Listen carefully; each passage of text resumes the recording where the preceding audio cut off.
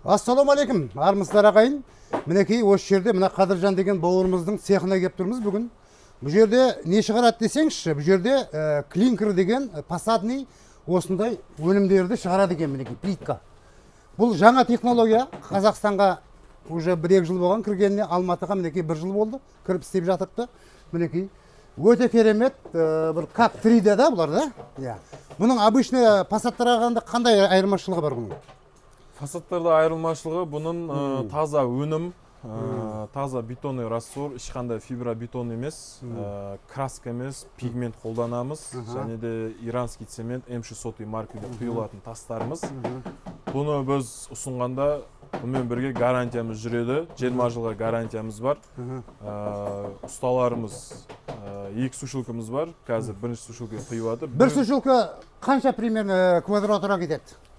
Бір сушилка квадратура 95-100 квадратта кетеді. Осындай қылып жинайды. Сосын бұны кептіру керек. Сосын бұны кептіру керек.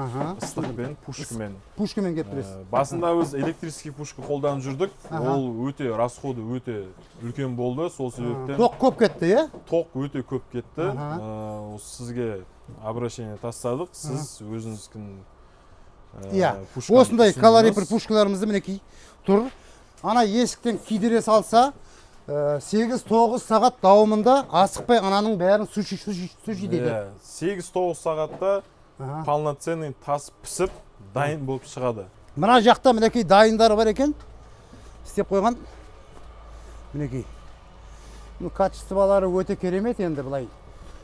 Сіздерге қалай көрініп тұр? Мына жақындай бұлай реальный көзбен қарағанда өте тамаша көрінеді. Бұның 3D варианттар да бар екен.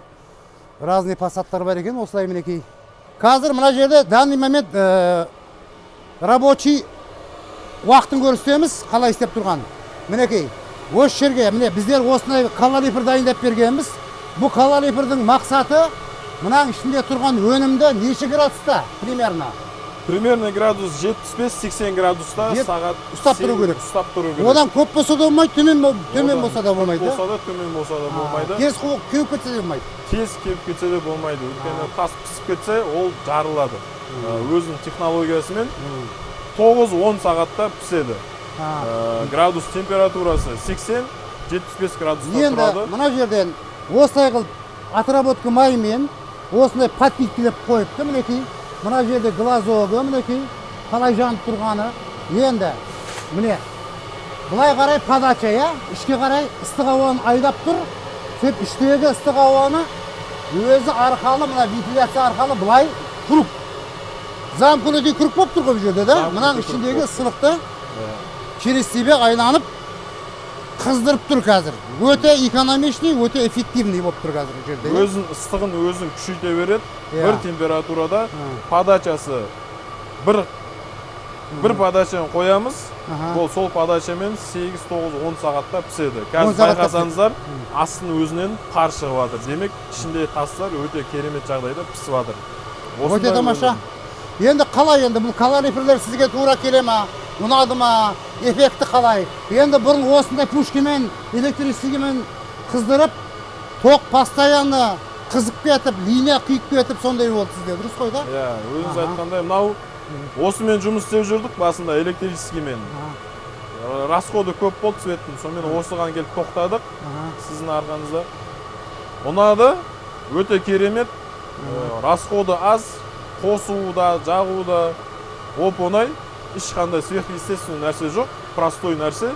Менің ойымша, любой адам бұны қолдана алады деп ойлаймын. И советую даже всем, кто использует. Теплицаға да болады, дейсіз, любой нәрсеге болады. Енді мынандай цехта болғандықтан кейін, менің ойымша, любой нәрсеге болады. Үлкен зданияға, жылытам десе, осындай нәрсе қойып қойса, шығыны аз, өте тиімді, и және де қолжетімді бағада. Еще бұда газбен жанады. Еще газбен жанады. Газбен жанады. Мінекей, как 3D болып тұр, міне контейнерге қойып қойған екенсіңдер. Мінекей, қарасаңыз. Бұл бізде 3D формат. 3D форматта бір шығып тұрғандай көрінеді. Қарасаң жабысып тұр, бірақ көзге кәдімгідей жанынан тұрғанның өзінде ешқандай айыра алмайсың.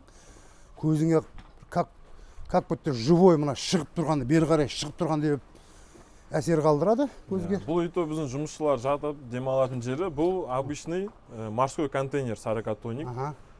Сыртын реклама ретінде тоже каркасын құрып, тастарымыз қатырып қойдық. Бұл бізде второй сорт деп аталады.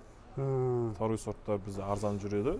Және жалпы бүкіл фасадтарымыз қолжетімді бағада. Былай қарасаңыз, бұны контейнер деп ешкім ойламайды. Кәдімгі үй деп ойлайды. Клиенттер де үлгереді. Қайсы контейнер деп, міне контейнер деймін да.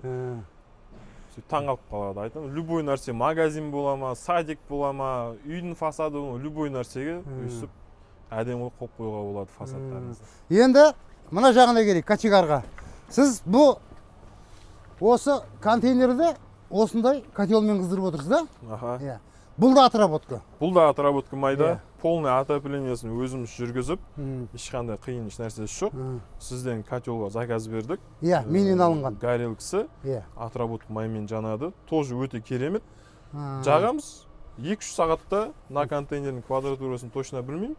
Бірақ 2-3 сағатта ішін қайнат жібереді. И басып қоямыз. Сағатына 0,7-1 литр кететіндей жағып қоямыз. Майдың подачасын қойып қоямыз. Болды. Таңға шейін жанып. Ташкент. Ташкент.